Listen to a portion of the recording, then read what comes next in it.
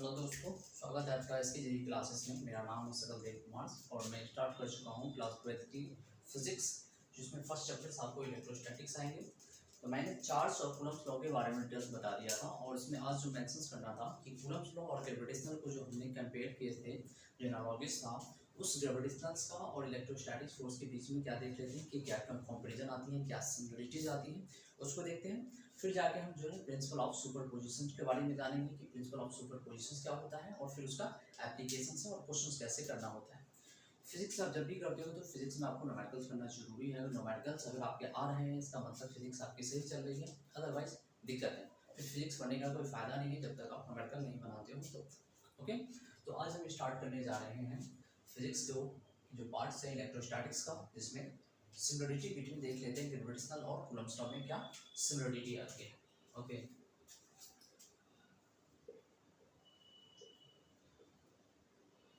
Between Coulomb's law and gravitational force. इस दोनों के अंदर जैसे प्लस क्यू चार्ज है, यहाँ पे प्लस क्यू है, Q1 है, Q2 है, दोनों के बीच का सेपरेशन आर है। ठीक है, ओके। तो यहाँ से हमने ग्रेविटेशनल या कूलम्ब्स लॉ जो डिफाइन किया था वो था कि Q1 Q2 by are square.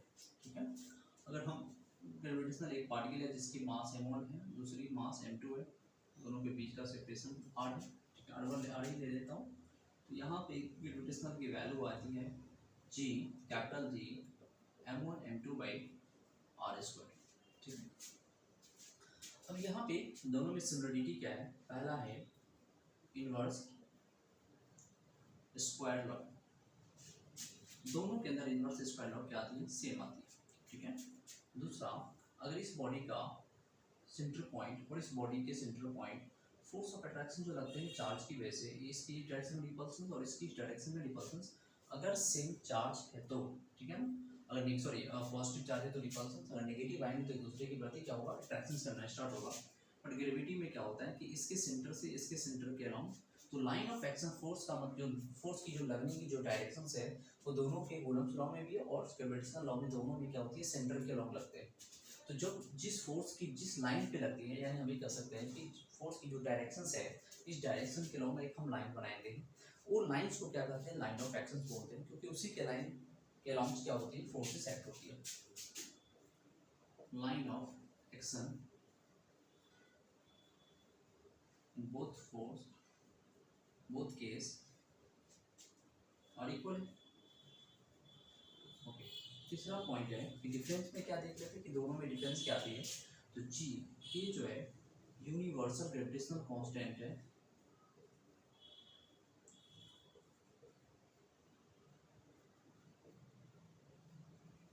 Universal gravitational constant.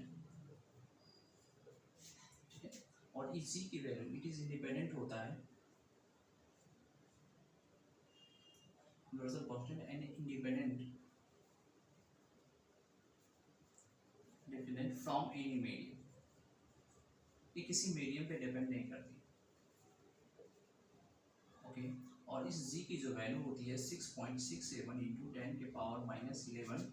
Okay, इसका यूनिट लिखते हैं तो न्यूटन मीटर स्क्वायर और कूलम स्क्वायर ये वैल्यू आती है। ओके,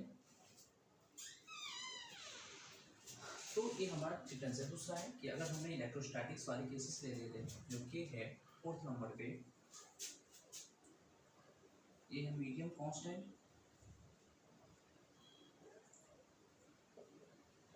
ओके, ये मीडियम कांस्टेंट आती है और इस के की वैल्यू डिपेंड करता है, depends on nature of medium.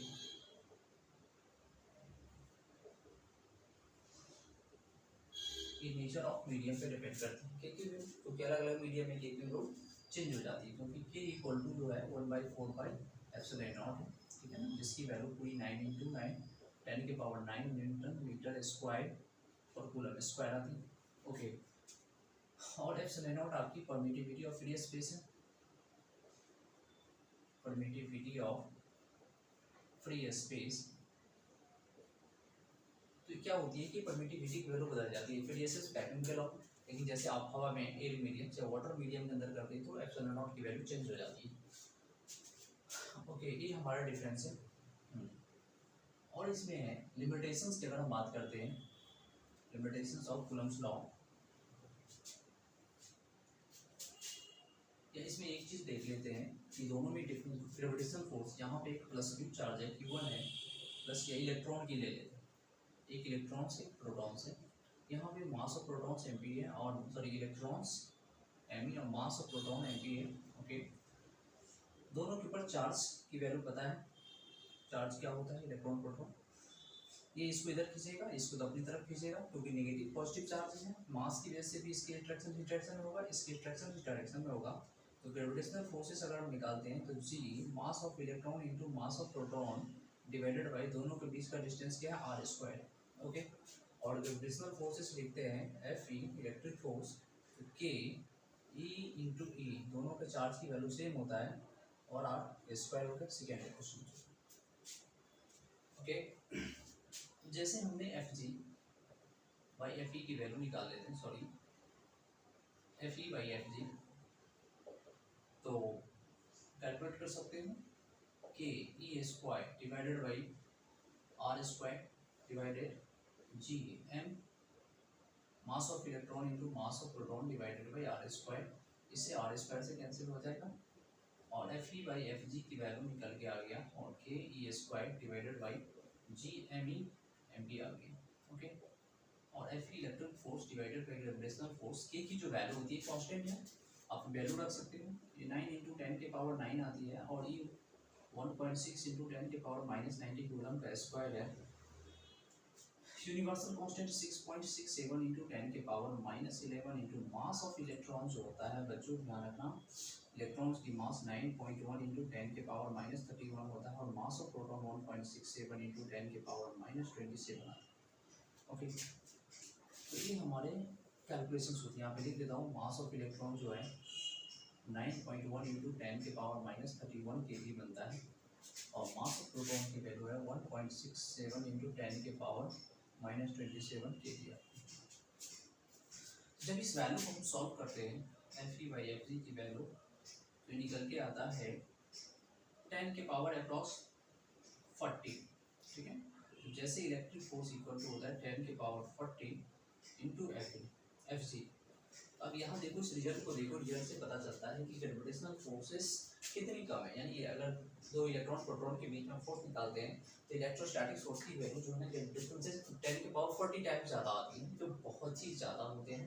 तो ये बेसिक डिफरेंस होती है ग्रेविटेशनल से इलेक्ट्रोस्टैटिक फोर्सेस के बीच में। ओके, तो इससे आगे हम डिस्कस करते हैं प्रिंसिपल ऑफ सुपरपोजिशन, चाहो तो इसको स्क्रीनशॉट ले सकते हो। Okay,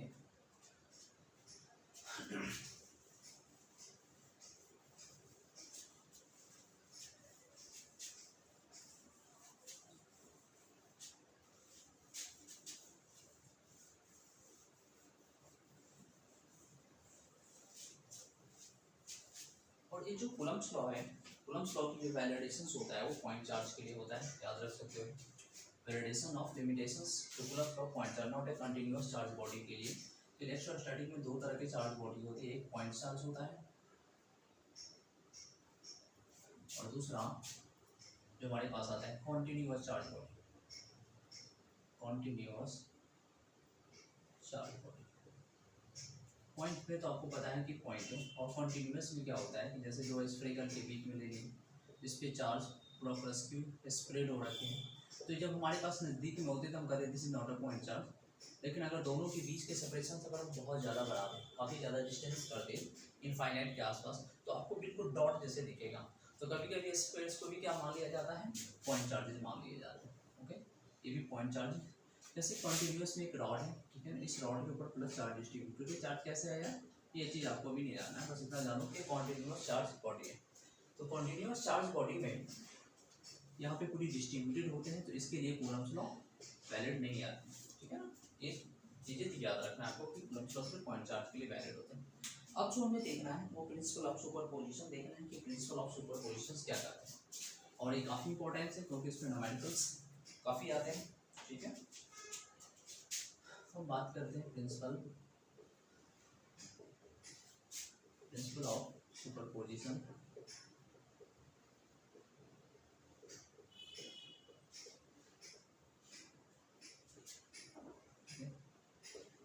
principle of superposition, okay. Principle of superposition ज़्यादा है नहीं, ये सिंपल है। Vector sum of two vector always give resultant देता है। जो वेक्टर सम करते हैं, जैसे यहाँ पे प्लस Q1 चार्ज तो प्लस Q2 चार्ज है, अब यहाँ पे प्लस Q3 चार्ज, इस दोनों चार्ज की वजह से हमें क्या निकालना है, इस पे नेट फोर्स निकालना है, ठीक है। आप यहाँ से देख लो, इसकी वजह से इस पे फोर्स इस डायरेक्शन में लगेगा 1 2 है, इसको मान लो F2, और इसकी वजह से फोर्स इस डायरेक्शन में लगेगा जिसका नाम है F2। तो इस दोनों के बीच की जो एंगल बनती है उसको क्या ले लो, थीटा ले लो, ओके।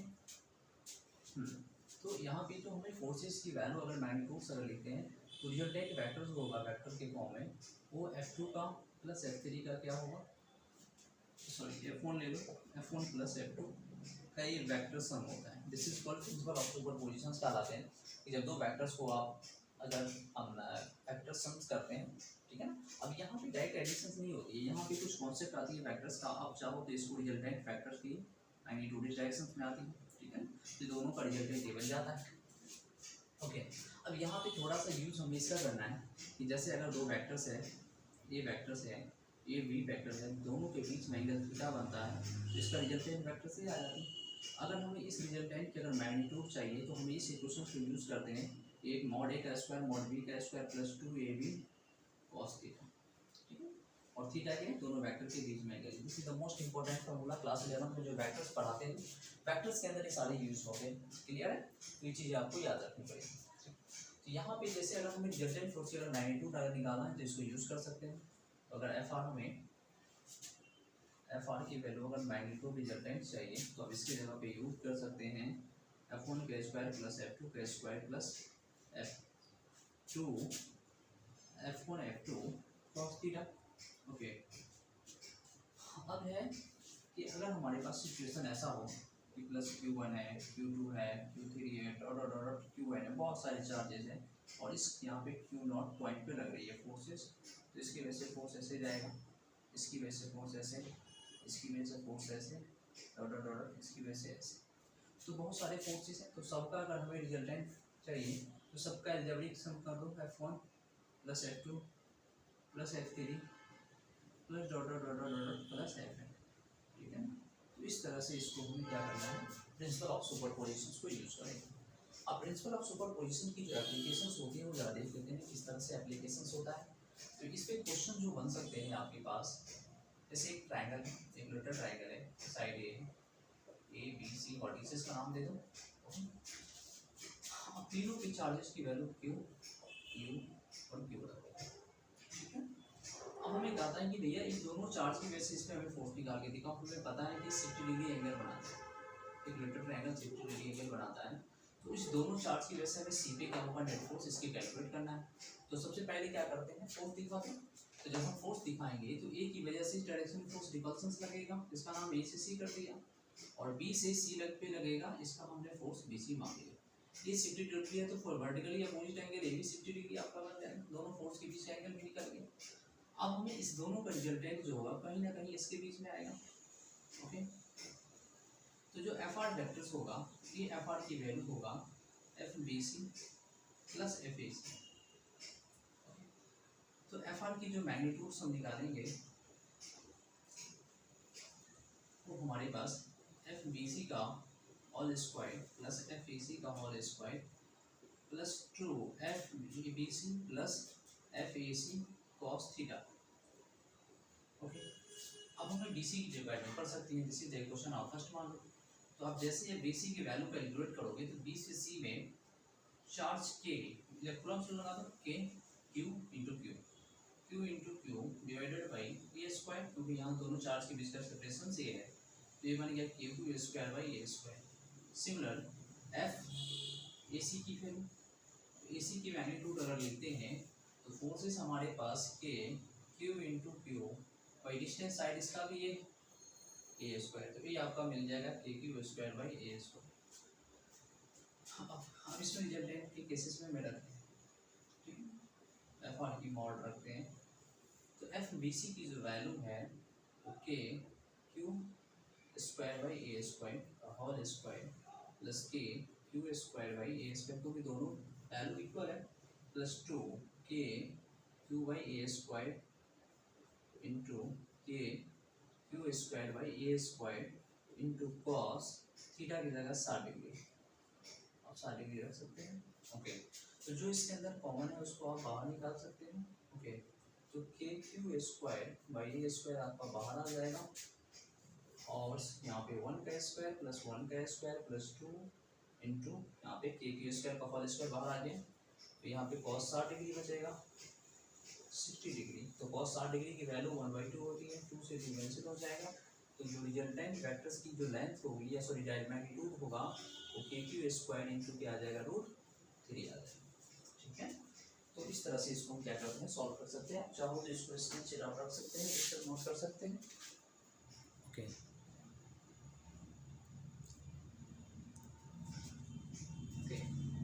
इसको मैं थोड़ा सा ऊपर करके लिख देता हूँ। ये जो फोर्सेस है एफ आर इक्वल टू हो जाएगा के Q square by A square, ये आपका मिल जाएगा के Q square by A square into √3। Okay,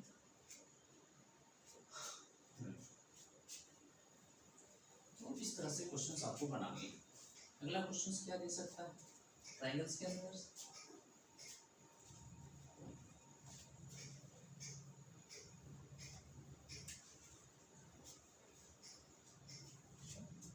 अगला क्वेश्चन आपसे भी दे सकता है, बना सकता है। ठीक है, यहाँ पे यही इक्विलेटरल ट्रायंगल के अंदर ए साइड लेंथ, एक चार्ज क्यू है, इसका वैल्यू -2 कर दिया, और एक क्यू है, ठीक है, नेगेटिव चार्जेस है, पॉइंट ए बी सी, इस पे फोर्स इस डायरेक्शन में लगने वाली है, कम करो इसको प्लस कर दो और इसको माइनस कर दो। ठीक है, तो अब इस चार्ज की वजह से फोर्सेस आपको इस डायरेक्शन में लगने वाला है एफ बी सी, और ये जो है ना प्लस क्यू चार्ज है -2 की, तो इसको अपनी तरफ खींचेगा ये, इसको लिख देते हैं एफ सी से ए। अब इस दोनों का रिजल्टेंट ए जाएगा, ये 60 डिग्री 180 लाइन पे होगा, 180 में से 60 माइनस कर दो तो पूरा एंगल 120 मिल जाएगा। तो ये आपका इसका रिजल्टेंट फोर्स है। ठीक है, तो रिजल्टेंट्स की वैल्यू अगर हम लिखते हैं कि एफ आर वेक्टर्स को लिखो F C A vectors plus F B C vector. Okay, ठीक है, दोनों का जैविक फॉर्म में वेक्टर्स के फॉर्म में लिख दिए। तो एफ आर की अगर हम मैग्नीट्यूड अगर लिखते हैं तो एफ सी ए का square plus F B C का square plus 2 F C A into F B C cos 60 degree, not 60 degree, cos theta पहले लिखो। अब हमें इसकी एफ सी ए की जरूरत पड़ेगी, तो एफ सी ए की जो वैल्यू आप फाइंड करोगे तो के चार्ज है 2q इंटू 2q, माइनस को यूज नहीं कर सकते क्योंकि माइनस आपका डायरेक्शन डिफाइन कर दिया। तो कभी भी ये कूलम्स लॉ में जब आप फोर्स लगाते हो चाहे इलेक्ट्रिक फील्ड लगाएंगे तो चार्ज को नेगेटिव नहीं रखते, क्योंकि नेगेटिव की वजह से आपको ऑलरेडी डायरेक्शंस मेंशंस हो जाता है। तो डिस्टेंस हमारे पास ए स्क्वायर है, तो निकल के आ गया 4q स्क्वायर के डिवाइडेड बाई ए स्क्वायर। अब A B C find out करो, जैसे हम बी सी फाइंड आउट किया तो K Q into 2q by A square, तो निकल के आ गया 2k Q square by A square. Okay, जो एफ आर की वैल्यू है इसको रख, ये आ जाएगा 4q स्क्वायर के डिवाइडेड बाई ए स्क्वायर का whole square plus 2k Q square by A square का whole square plus 2k 4q square by A square 2 into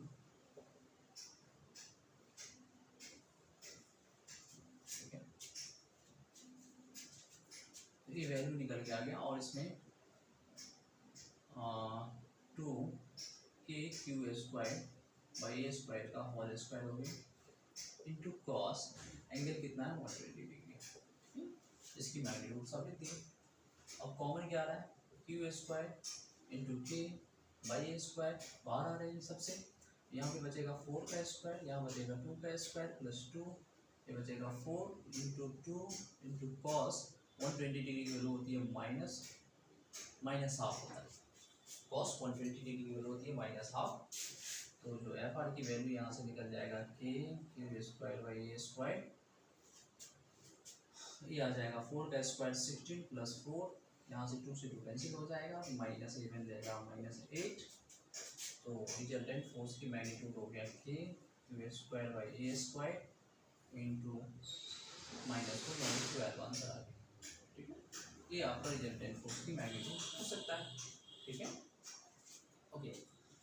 अब जो है और किस टाइप के क्वेश्चंस में पॉसिबल है कि ठीक है, इसी इक्विलेटरल ट्रायंगल में अगला क्वेश्चन है कि इसी इक्विलेटरल ट्रायंगल में हमने क्यू सब पे चार्ज रख दिया, साइड लेंथ ए, और इसकी सेंटर पॉइंट पे हमने चार्ज क्यू नॉट डिफाइन किया, सेंटर पॉइंट पे क्यू नॉट रख दिया।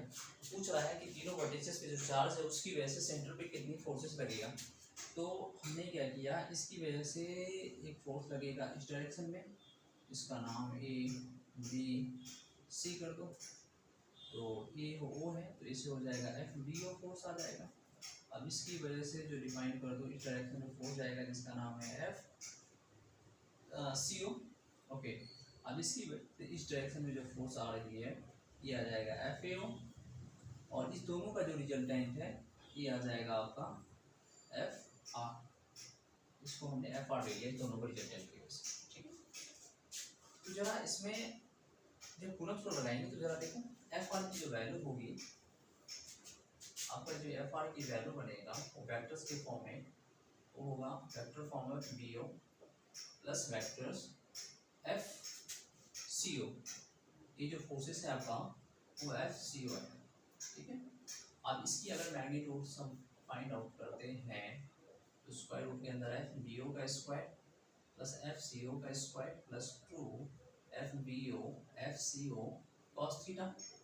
ओके, तो इस बार जरा देखना है कि थीटा कितना आ सकता है कि इस दोनों वेक्टर्स के बीच की क्या एंगल, ये 60 है तो ये 30 होगा क्योंकि एंगल बाइसेक्टर बन जाते हैं। ओके, ये 30 है 90 है तो ये एंगल आपका 60 हो जाएगा, और ये भी एंगल आपका 60 हो जाएगा क्योंकि ये 30 बन जाएगा, ये 90 है, तो 60 + 60 120, तो पूरा का एंगल कितना आ गया 120 डिग्री। ओके, अब हमें पता है कि इस ट्रायंगल्स के अंदर कि जो ट्रायंगल है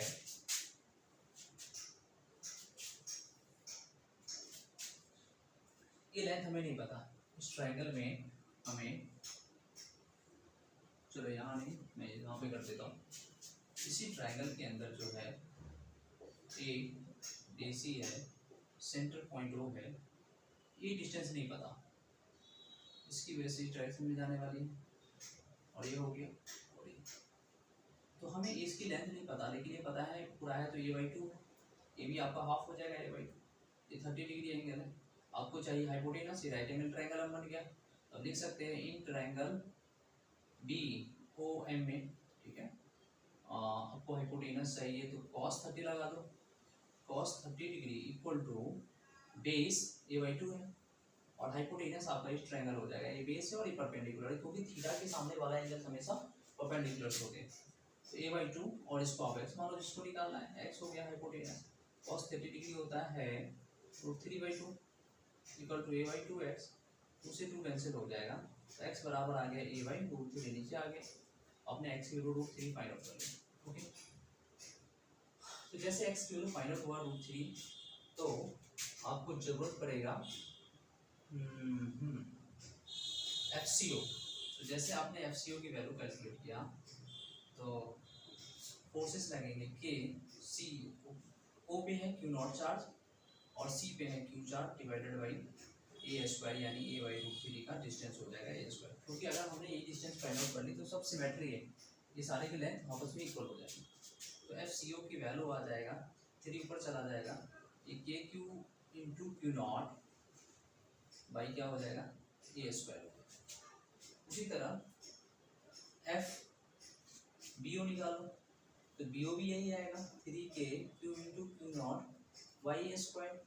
उसी तरह एफ ए ओ निकालो, नीचे की ओर जो फोर्सेस आ रही है ये भी आपका वही आएगा 3k q into Q not by A square. Okay, ये तीन अलग अलग वैल्यू निकाले। अब हमें इसके एफ आर की मैग्नीट्यूड निकालना है।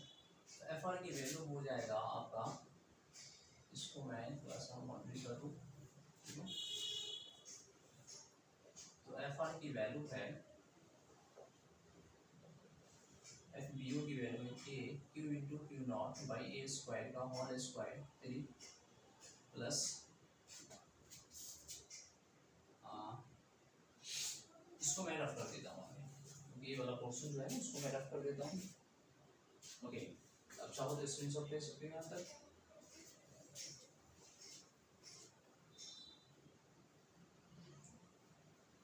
क्वेश्चन आपका ही है,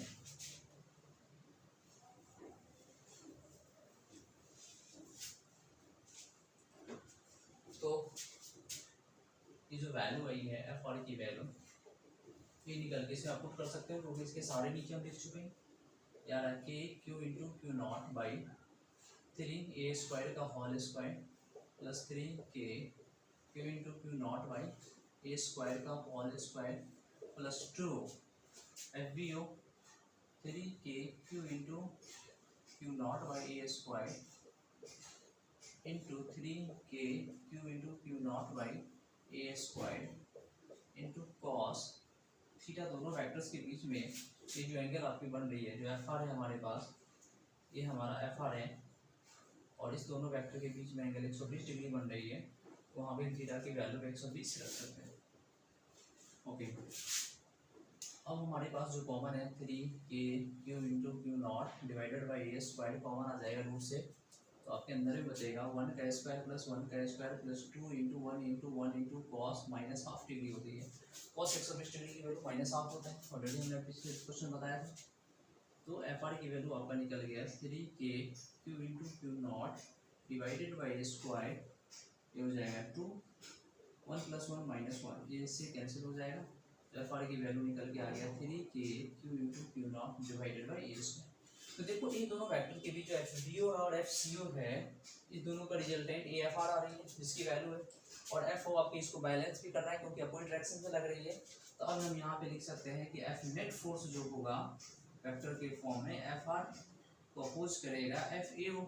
ओके, अब दोनों की मैग्नीट्यूड रख सकते हैं, तो दोनों की मैग्नीट्यूड अगर रखते हैं तो आ जाएगा 3 K Q into Q not by A square minus F A की वैल्यू तो नहीं है 3 K Q into Q not by A square equal to A 0 आ रही है। अच्छा, तो ये सेंटर पॉइंट पे जो चार्ज है हमारे पास क्यू नॉट, इस पे एफ नॉट फोर्स क्या आ रहा है बच्चों, तो 0 आ रही है। एफ नॉट नेट फोर्स 0 का मतलब है कि चार्ज क्या हो सकता है इक्विलिब्रियम में, एट इक्विलिब्रियम कंडीशन में। इक्विलिब्रियम कंडीशंस का मतलब होता है कि जिस बॉडी पे नेट फोर्स 0 हो और टाउ नेट 0, नेट टॉर्क 0, ना तो बॉडी ट्रांसलेट करे ना तो बॉडी और रोटेशंस करे। तो अगर इसमें नेट फोर्स 0 है, बॉडी रेस्ट में है, तो रेस्ट में तो टाउ नेट क्या होता है 0 हो जाता है, क्योंकि टाउ नेट तब आती है टॉर्च जब बॉडी क्या होती है रोटेशंस में आती है। ठीक है, यहाँ तक तो आपको क्लियर हो गया इस क्वेश्चन को कैसे हमें प्रिंसिपल ऑफ सुपरपोजिशन फिनोमेना में फाइंड आउट करना है। ओके, इसको चाहे तो आप स्क्रीनशॉट ले सकते हैं। ओके,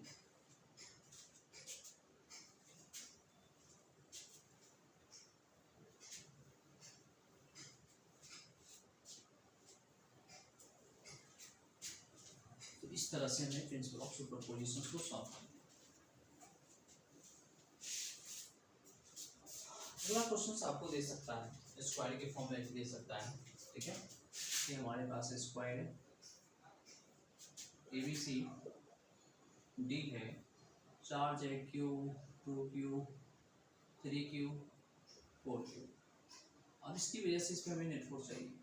ठीक है, इस चार्ज पे तीनों की वजह से, तो इस पे आपको लगेगा एफ सी डी, इस डायरेक्शन में आपका लगेगा एफ ए डी, और ये जो फोर्स की रिवर्सन होगी इस डायरेक्शन में आपका हो जाएगा एफ बी डी, और इस दोनों का जो रिजल्टेंट होगा इस डायरेक्शन में ही आपका एफ आर बी आएगा। अब इस दोनों के बीच के एंगल स्क्वायर की हर कॉर्नर 90 डिग्री है, तो वर्टिकली अपोजिट एंगल से दोनों वेक्टर के बीच में 90 डिग्री एंगल से साइड ए है, ये मान लो, ये मान लो, तो ए की वैल्यू a/2 आ जाती है, क्योंकि डायगोनल से तो रेक्टेंगल हाइपोटेनस हो जाएगा, डिवाइड करते हैं राइट एंगल ट्रायंगल बनता है। तो इस केसेस में जो आपका एफ आर है वेक्टर्स फॉर्म, वो एफ ए डी का वेक्टर्स और एफ सी डी का रिजल्टेंट। तो अब इसकी अगर मैग्नीट्यूड अगर लिखते हैं तो एफ ए डी का square plus F C D का square plus 2 F A D F C D cos 90 degree है, दोनों फोर्स के बीच एंगल इसका 90 डिग्री। तो जब 90 डिग्री आप लगाते हो तो इस कॉस 90 जीरो हो जाती है, तो ये पूरा टर्म क्या हो गया, इसका थर्ड टर्म जीरो हो गया। तो एफ डी टी के square plus F C D के स्क्वायर, तब बस इसको यूज़ करना है। अब एफ आपको जरूरत पड़ेगा एफ ए डी, तो एफ ए डी की वैल्यू अगर हम लिख सकते हैं, ए सी डी है वो के into 4Q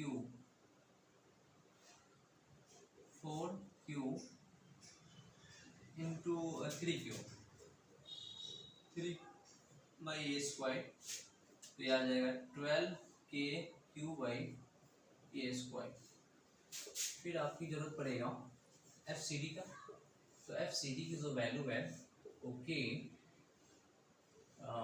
2Q into 3Q by A square. तो एफ सी डी की वैल्यू हमारे पास 6K स्क्वायर बाई आ जाएगा ए स्क्वायर। ओके, सेकेंड क्वेश्चन मान लो, ये आपका फर्स्ट क्वेश्चन है। तो जो रिजल्टेंट है एफ सी डी का, एफ वी डी भी निकाल लीजिए। वी डी की जो वैल्यू आएगा वो K Q into 3Q by A square, not a square क्योंकि यहाँ इसमें है ए रूट 2 का स्क्वायर, तो ये आ जाएगा 3KQ square divided by 2A square. ठीक है, दिस इज थर्ड क्वेश्चन। और एफ आर की जो वैल्यू होगा इसमें फॉर्मूला में पुट कर दो। F R A D calculate है 12KQ बाई ए स्क्वायर का whole square plus C D आ जाएगा 6KQ square by A square का होल स्क्वायर। तो जो कॉमन है वो बाहर कर दो, ये आ जाएगा KQ square by A square बाहर, अंदर में 12 का स्क्वायर प्लस 6 का स्क्वायर। इसी तरह एफ आर इक्वल टू होगा KQ square by A square, ये अंदर 144 प्लस कितना हो गया 36, तो 144 प्लस 36 ये आपकी वैल्यू आ जाएंगे KQ square by A square 6 4 10 7 8 180। ठीक है, इतना न्यूटन की फोर्सेस आपकी बॉडी पे लगेगी रिजल्टेंट। लेकिन अभी एफ नेट करना बाकी है, जब एफ नेट करोगे तो जरा ध्यान दो, रिजल्टेंट फोर्स और ये जो एफ आर के है वो क्या है, एफ बी डी और एफ आर की रिजल्टेंट सेम डायरेक्शन में है। तो जो एफ आर आया है उसको आप ऐड कर सकते हो एफ बी डी में, क्योंकि दोनों की डायरेक्शन सेम है। तो जो नेट फोर्सेस की वैल्यू होगा, एफ आर आ रहा है k Q square divided by A square the root 180 plus F B D की वैल्यू होगा 3KQ square by 2A square. Okay, तो एफ नेट की वैल्यू निकल के आ जाएगा KQ square by A square, और निकालो 180 प्लस 3/2 इतना न्यूटन। 180 का चाहो प्राइम फ्रैक्शन कर सकते हो, तो 90 टू 45 3 6 रूट 5 आएगा साइड। आप 180 को प्राइम फैक्टराइजेशन 90 45 आ रहा है, 3 से 15 3 से 5 यानी 6 रूट 5। एफ नेट की वैल्यू आ रही है KQ square by A square 6 root 5 plus 3/2 newton. इस तरह से Coulomb force, principle of Coulomb forces की वैल्यू को कैलकुलेट करेंगे। ओके, इसको आप चाहो तो स्क्रीनशॉट ले सकते हो।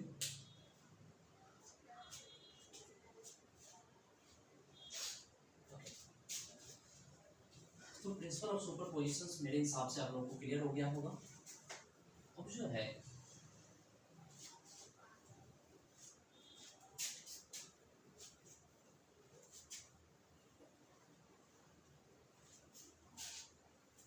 ठीक है, कूलम्स लॉ के बाद अब जो हमारे पास कुछ क्वेश्चंस ऐसे बनते हैं, जैसे हमारे पास एक प्लस क्यू चार्ज है। ठीक है, अब इस प्लस क्यू चार्ज में से कुछ चार्ज को इसमें डिवाइड करना है, इसको डिवाइड कर देते हैं। ठीक है, लेकिन हम कितना कितना इसको डिवाइड करें जिसकी वजह से फोर्स जो हो जाए मैक्सिमम हो जाए। क्वेश्चन पूछ रहा है कि इस चार्ज को हम किस तरह से डिवाइड करें कि दोनों के बीच में दोनों को सेपरेशन कर देना डिवाइड करके, तो दोनों के बीच में कितनी मैक्सिमम फोर्स लगे। चलो इस चार्ज की वैल्यू हमने x ले लिया, टोटल हमारे पास q था, तो ये q माइनस एक्स बच गया, ठीक है। दोनों का बीच का सेपरेशन हमने r ले लिया। तो कूलम्ब्स लॉ कहता है कि हमें फोर्स को मैक्सिमाइज करना है, तो k q minus x into इस पे चार्ज है x बाई डिस्टेंस का स्क्वायर, तो फोर्स मैक्सिमम करता है, तो आप df बाई dx जो फोर्स की वेरिएबल क्वांटिटी है चार्ज है x है, इसको डिफरेंशिएट कर दो, ठीक है। क्योंकि याद करो जब हमें फंक्शंस को मैक्सिमाइज करना होता है तो dy बाई dx करके जीरो इक्वल करके फिर x वाले फंक्शंस को निकाल के पुट करते हैं। Okay, k d k q minus x into x by D R square. तो यहाँ पे df बाई dx की वैल्यू जो भी कांस्टेंट है उसको बाहर करो, q by D R square by dx, तो dx इसमें k कांस्टेंट बाहर हो गया, k बाई आर स्क्वायर बाहर हो गया, d q x minus x square by divided by d x equal to 0, तो k बाई आर स्क्वायर यहाँ पे सेपरेट कर दो, d q x by d x minus d x square by d x equal to 0 होगा। तो k by are square q को बाहर कर दो, d x by d x minus 2x, और dx बाई dx हमारे पास 1 हो गया, ये तो पूरा 0 हो गया। तो q इंटू 1 माइनस 2x की वैल्यू कितना आ गया 0, 2x बराबर q, तो x की वैल्यू कितना आ गया q बाई 2। तो x की वैल्यू q बाई 2 आया है। इसका मतलब है कि जब फोर्स मैक्सिमम तभी होगा जब दोनों पोजीशन पे यहाँ भी q बाई चार्ज होगा और यहाँ भी q बाई 2 चार्ज होगा, ठीक है ना। और कूलम्ब्स लॉ पे और क्या क्वेश्चंस हो सकते हैं, और क्या कंडीशंस है भाई। यहाँ पे हमारे पास दो चार्ज है, इन्हें 2 माइक्रो 2 कूलम ले लेता हूँ, और यहाँ पे 3 कूलम चार्ज। कहता है कि तीसरा चार्ज लेना है, क्वेश्चन है जरा ध्यान देना। 2 कूलम चार्ज और 3 कूलम की चार्ज दोनों की सेपरेशन जो है दे दिया, इसका सेपरेशन मान लिया हमने 2 मीटर। पूछ रहा है कि थर्ड चार्ज को हम कहाँ पे रखें ताकि उसमें नेट फोर्स 0 हो जाए। तो कोर्स है कि 3 कूलम चार्ज है तो इसकी इफेक्ट ज़्यादा होगा, इसकी कम होगा। तो चलो हमने मान लिया कि यहाँ से इस डिस्टेंस x डिस्टेंस पे इस क्यू नॉट पे क्या हो रहा है, नेट फोर्स 0 हो रहा है, ठीक है। तो ये बॉडी की वजह से इस पर नेट फोर्स लगेगा इधर, इसको पॉइंट का ये मान लो, ये बी मान लो, एफ बी होगा। ये बॉडी इस पर लगाएगा एफ, ये फोर्स यहाँ पे 0 हो रहा है। तो इस चार्ज से x डिस्टेंस है और टोटल 2 है, तो ये कितना हो जाएगा 2 माइनस एक्स हो जाएगा। तो एफ बी की वैल्यू एफ ए के बराबर होगा क्योंकि नेट फोर्स क्या है 0। तो आप कूलम्ब्स लॉ का लिखेंगे k into 2 into Q not divided by x square equal to k into 3 into Q not by 2 minus x का होल स्क्वायर। ओके, अब यहाँ k से k कैंसिल, क्यू नॉट से क्यू नॉट कैंसिल, तो 2 by x square equal to 3 by 2 minus x का whole square, cross कर दो 2 minus x का whole square equal to 3x square होगा 2 ये x square minus 4x plus 4 divided by 3x square, ये आ जाएगा 2x square minus 8x plus 8 equal to 3x square. ये बन गया क्वाड्रेटिक, तो इसको आप सॉल्व कर सकते हो। 2 को इधर ले आओ, 3 को तो minus x square minus x plus 8 equal to 0 होगा। अब x square plus 8 minus 8 equal to 0 होगा। अब स्प्लिट नहीं होगा, तो स्प्लिट नहीं होगा तो minus b plus minus under root d square minus 4ac की क्वाड्रेटिक फॉर्मूला होता है। इसको आपको यहाँ पे लगा के सॉल्व कर देना, एक्स वैल्यू पॉजिटिव वाले केसेस ले लेंगे, ठीक है। तो कूलम्ब्स लॉ के ऊपर इस तरह के बेसिक क्वेश्चंस होते हैं, ठीक है। अगर आप जो है ना कूलम्ब्स लॉ के आगे जो हमें पढ़ना है ये वो इलेक्ट्रिक फील्ड के बारे में पढ़ना है कि इलेक्ट्रिक फील्ड्स क्या होती है, ठीक है ना, इलेक्ट्रिक फील्ड लाइंस क्या होते हैं, फिर इससे आगे देखेंगे। तो फोर्स की जो एप्लीकेशंस होते हैं बेसिकली इससे ज़्यादा आपको 12th के बेसिस पॉइंट ऑफ व्यू से इससे ज़्यादा नहीं हो सकता, ठीक है ना। तो आज की क्लास यहीं एंड करते हैं, थैंक यू। ओके, और आप सबसे रिक्वेस्ट है कि subscribe and like and share करना ना भूलें, और बेल आइकन दबा लो जिसकी वजह से जो भी मैं वीडियोस अगर अपलोड करूँ तो आपको नोटिफिकेशन मिलता रहेगा। Thank you.